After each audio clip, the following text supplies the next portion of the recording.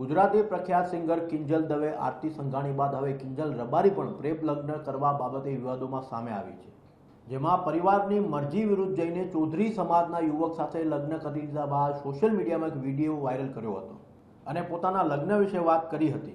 આ રીતે કિંજલ રબારીનો નવો વિડીયો સામે આવી રહ્યો છે, જેમાં પોતાને ધમકી મળી રહ્યા હોવાની વાત કરે છે। આવો સાંભળીએ કિંજલ રબારી શું કહી રહ્યા છે। જય માતાજી, જય દ્વારકાધીશ। કાલે જ મેં એક વિડીયો અપલોડ કરેલો, જેમાં મેં જણાવેલું કે મેં લગ્ન કરી લીધા છે। મારી રાજી ખુશીથી હું એમના જોડે રહું છું, એમના જોડે આવી છું। છતાં પણ અમુક લોકોએ સોશિયલ મીડિયામાં વિરોધ કરવાનું ચાલુ કર્યું છે, ધમકીઓ આપવાનું ચાલુ કર્યું છે, મારી નાખીશું, ઉપાડી જઈશું, બરાબર। તો મને એ નથી સમજાતું કે જ્યાં સુધી હું સમાજનું નામ રોશન કરી રહી છું, જ્યાં સુધી હું મારા ઘરે પૈસા કમાઈ રહી છું, જ્યાં સુધી હું એમના માટે કંઈક કરી રહી છું, ત્યાં સુધી હું બધાને સારી લાગુ છું। જ્યારે મેં મારી લાઈફ માટે એક ડિસિઝન લીધું છે, એમાં હું ખોટી થઈ જાઉં છું, ખરાબ થઈ જાઉં છું, બરાબર। અને એને લઈને ઘણા બધા લોકોએ એવું બી મૂક્યું છે, સમાજવાળાઓ લોકોએ, કે ભાઈ અમે દીકરીઓને ઇન્સ્ટાગ્રામ, ફેસબુક બધું યુઝ કરવાનું બંધ કરાવી દઈશું। તો આ નિયમ ફક્ત દીકરીઓ માટે કેમ છે, મને એ નથી સમજાતું। આપણા દીકરાઓ જ્યારે કોઈ બીજા સમાજની દીકરીને લઈને આવે છે, ત્યારે આપણે બધું એક્સેપ્ટેબલ હોય છે।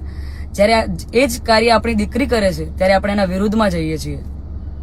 તો મને એવું લાગે છે કે અત્યારે તમે એકતા કરી રહ્યા છો, બહુ સારી વાત છે, સમાજ એકતા કરે છે, પણ તમે લડવામાં નહીં, સમજવામાં એકતા કરશો તો વધારે સારું રહેશે। બાકી તો હું કાયદાકીય પગલાં લેવાની જ છું।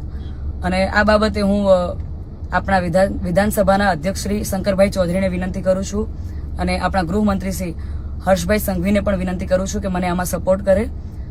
અને બાકી તો આપણે કાયદાકીય રીતે લડવાની તૈયારીમાં છીએ। અને મારા સમાજને એક પ્રેમથી મારી આ રિક્વેસ્ટ હતી કે હું સમાજની દીકરી છું અને મેં જે કંઈ પણ પગલું લીધું છે એ મારી પર્સનલ લાઈફ છે, મારી પોતાની ચોઈસ છે। તો એના ઉપર કોઈ સવાલ કે કોઈ કમેન્ટ્સ કરવાનો કોઈને અધિકાર નથી। જય માતાજી, જય દ્વારકાધીશ। જય વાણીનાથ। જે રાધનપુરમાં સિનોનની રબારીની દીકરીનો જે બનાવ બન્યો છે, એ આખા સમાજને કલંકરૂપ છે। દીકરીએ જે ભૂલ કરી હોય, જેને ચોરી કરી હોય, એ સમાજના અગ્રણીઓ, આગેવાનો જાગતા થઈ જાય।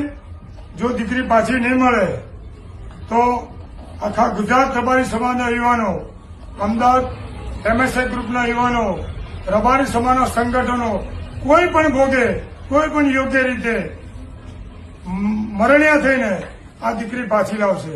તો તમને જે સમાજે ચોરી કરી હોય, અમારે કોઈ સમાજનું નામ લેવું નહીં, કોઈ સમાજનો વિરોધ કરવો નહીં, પણ જાગૃત થઈ જાય।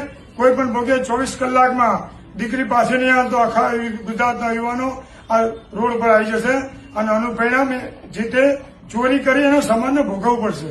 તો આપ સમય મારી વિનંતી છે કે કોઈ હિન્દુ ધર્મના, સનાતન ધર્મના કોઈ અણબનાવ ના બને, હિન્દુ ધર્મમાં કોઈ વિખ્યાત ના થાય, સનાતન ધર્મનો વિખ્યાત ના થાય, એના માટે કોઈ પણ ભોગે આનું હાડકું બી જોઈશે, હાડકું જોઈશે ને જોઈશે।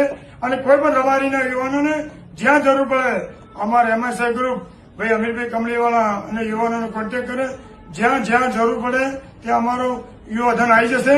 અને આપ સર્વે વિનંતી છે, ખૂબ જ યુવાનો શાંતિ રાખજો। આ નહીં તો કાલનો પરમ દાડે, 4 દાડે, 8 દાડે આ દીકરી પાછી આપ્યા વગર આ ચોરને છૂટકો નથી। અને દીકરી સમાજની કલંકરૂપ છે। કોઈ પણ આજીવન આ દીકરીને કોઈ પણ રબારી સમાજમાં કોઈ પણ પ્રોગ્રામમાં આપે, કોઈ ઇન્સ્ટાગ્રામમાં, ફેસબુકમાં કોઈ પણ એને લાઈક ના કરે, એવી આપ સર્વે વિનંતી છે। અને જ્યાં મળે એનું લોકેશન મોકલજો। એમએસઆઈ ગ્રુપ અમીર કમલીવાનું તૈયાર છે, ખડે પગે। જય વાળીનાથ, જય વાળીવાળા।